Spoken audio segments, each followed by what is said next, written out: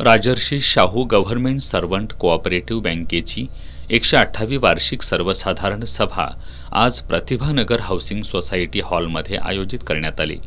यावेळी बँकेचे मुख्य कार्यकारी अधिकारी सुरेश शिंदे यांनी अहवाल वाचन केलं। बँकेचे अध्यक्ष रोहित बांदिवडेकर यांनी बँकेच्या सर्व सभासदांनी संचालक मंडळावर विश्वास दाखवून सहकार्य केल्याबद्दल आभार मानले। सेवानिवृत्त कर्जदार सभासद मयत झाल्यास त्यांनी बँकेकडून घेतलेलं कर्ज माफ करण्याचा निर्णय घेण्यात आलाय।